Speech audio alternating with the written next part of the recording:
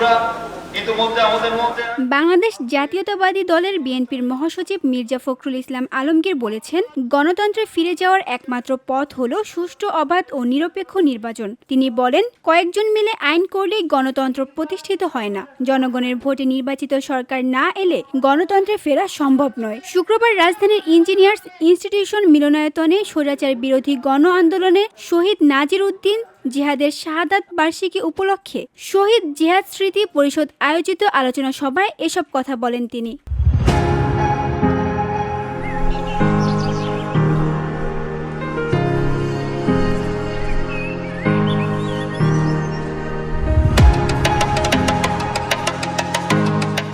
সভায় ৯০-এর গণ অভ্যুত্থানে নেতৃত্বদানকারী সর্বদলীয় ছাত্র ঐক্য নেতারাও বক্তব্য রাখেন। মির্জা ফখরুল বলেন, বাংলাদেশের মানুষ গণতন্ত্রকামী, স্বাধীনতাকামী। তারা বারবার লড়াই করেছে, সংগ্রাম করেছে, রক্ত দিয়েছে স্বাধীনতার জন্য। তিনি আরও বলেন, যতবার মানুষ হোঁচট খেয়েছে ততবার তারা উঠে দাঁড়িয়েছে এবং আন্দোলনের মধ্য দিয়েই অর্জন করেছে বিজয়। যে বাংলাদেশের মানুষ গণতন্ত্রকামী, স্বাধীনতাকামী মানুষ। বারবার তারা সংগ্রাম করেছে, লড়াই করেছে তার স্বাধীনতার জন্য, তার ব্যক্তি স্বাধীনতার জন্য। গণতান্ত্রিক লড়াই করেছে তার গণতন্ত্রের অধিকারগুলোকে সুরক্ষিত করবার জন্য। কিন্তু দুর্ভাগ্যের বিষয় হলো সেখানে সে বারবার হোঁচট খেয়েছে। যতবারই হোঁচট খেয়েছে এই দেশের মানুষ কিন্তু রুখে দাঁড়িয়েছে এবং আন্দোলনের মধ্য দিয়েই, সংগ্রামের মধ্য দিয়ে সে বিজয় অর্জন করেছে।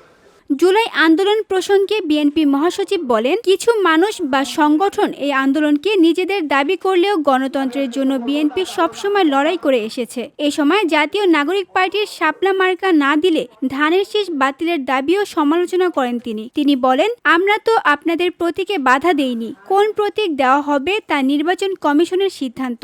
আজকে সংবাদপত্র দেখলাম কিছু কিছু ব্যক্তি বা দল তারা ধমক দিচ্ছে, হুমকি দিচ্ছেন যে অমুক মার্কা না দিলে আমরা নির্বাচনে যাব না, বা অমুকের মার্কা থাকতে পারবে। ভাই, আমরা তো তোমাদের মার্কাতে বাধা দেইনি। কোন মার্কা তোমাদেরকে দেবে নির্বাচন কমিশন, সেটা নির্বাচন কমিশন সিদ্ধান্ত নেবে। আমরা যে কথা বলে যাই যে তোমাদেরকে এই মার্কা দেওয়া যাবে না, তাহলে অযথা বিএনপি ধানের শীষকে নিয়ে টানাটানি কেন? টানাটানি এই জন্যে যে ধানের শীষ অপ্রতিরোধ্য, ধানের শীষকে ঠেকিয়ে রাখা যায় না। ফখরুল আরও বলেন, সারা দেশে ধানের শীষের স্লোগান উঠেছে। ধানের শীষকে আটকে দেওয়ার চেষ্টা চলছে, কিন্তু ধানের শীষ জিতে গেলে বাংলাদেশ নিয়ে যারা চক্রান্ত করেছে তারা পালাতে বাধ্য হবে। ওকে আটকে দিতে হবে, কারণ ধানের শীষ এসে গেলে ওই যে বাংলাদেশের শত্রুরা আছে, সেই শত্রুরা তাদের সমস্ত কনস্পিরেসি চক্রান্ত থেকে পরাজিত হয়ে চলে যেতে বাধ্য। VOD Bangla news desk. মানে আমাদের সেই